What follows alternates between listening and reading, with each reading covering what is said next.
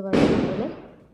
বছরের শেষ দিনে যেখানে সবাই বাজি ফাটিয়ে নতুন বছরের জন্য অপেক্ষা করছে, সেখানে আমরা মা মেয়ে লেপ মুড়ি দিয়ে ফেলুদার গোয়েন্দাগিরি দেখে নতুন বছরের জন্য আমরা অপেক্ষা করছি। And now time's up, happy new year. January জানে না আমাদের সারাটা বছর কেমন কাটবে, কিন্তু ডিসেম্বর ঠিকই জানে আমাদের সারাটা বছর কেমন কাটলো। দিদি এখন নতুন লেখা শিখছে, তাই কিন্তু সেও 2026কে ওয়েলকাম জানিয়ে 2026কে সে স্মাইলির সাথে ওয়েলকাম করেছিল, যেন সারাটা বছর হাসি আনন্দে কাটাতে পারে। আর আমি চেয়েছিলাম মেয়ের যেন ভালো বন্ধু হয়ে উঠতে পারে। বছরের নতুন দিনে নতুন জামা পরবে, সেটা তো স্বাভাবিক কথা, তার সাথে স্কিন কেয়ার সেটা তো একেবারে মাস্ট। বাড়ির কোনো কাজ যখন সবাই মিলে করে, তখন এই ছোট্ট দুটো হাতও কিন্তু এগিয়ে আসে কাজ করার জন্য। নতুন দিনে এই ছোট্ট মানুষটির ফরমাইশ ছিল কড়াইশুটির কচুরি, তারই তোড়জোড় আয়োজন চলছে। সকালের ফরমাইশ তো পূরণ হলো, কিন্তু বিকেলের ফরমাইশ ঘুরতে যাওয়ার জন্য। বাবার কাছে তার আবদার, আমি কিন্তু ঘুরতে যাবোই আজ। সম্মতি পাওয়ার পরই এক গাল হাসি। এই হাসিটুকুই তো আমাদের জীবনের শ্রেষ্ঠ সম্পদ। ব্যাস, যেমনি বলা তেমনি কাজ। বেরিয়ে পড়লাম তিন মূর্তিতে ঠান্ডা হাওয়া গায়ে লাগিয়ে।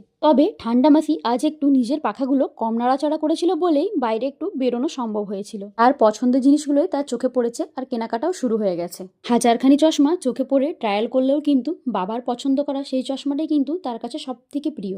সেখানে গিয়ে দিদি সারপ্রাইজড, এ তো মিষ্টি দিদি। এইদিকে মিষ্টি দিদিকে পেয়ে সে এতটা খুশি যে সে তার মামার সাথে ফটোও তুলবে না, মামার সাথে সে ঘুরবেও না। মিষ্টি দিদির সাথে বন্ডিংটা তার এতটাই মিষ্টি, খানিকটা উকি মারতেই দেখি একে অপরের ফটো তোলাতুলি চলছে। একটু আধটু কেনাকাটিয়ে পরে তার চোখে পড়লো এই বাউন্সি স্লাইডারের দিকে।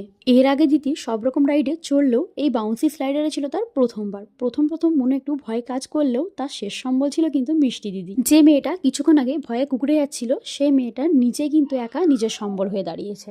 এইভাবেই কিন্তু প্রত্যেকটি মানুষ নিজের ভয়কে জয় করে এগিয়ে চলেছে। আশা করি বছরের প্রথম দিনটি সকলেরই খুব ভালো কেটেছে, আর আমাদের এরকম ছোট্ট ছোট্ট গল্প নিয়ে আবার আপনাদের সামনে হাজির হব। আমাদের এই 30 ডেজ মিনি ব্লগ চ্যালেঞ্জ সিরিজের প্রথম মিনি ব্লগটি কেমন লাগলো অবশ্যই কিন্তু জানাবেন, আর আমাদের পাশে থাকবেন।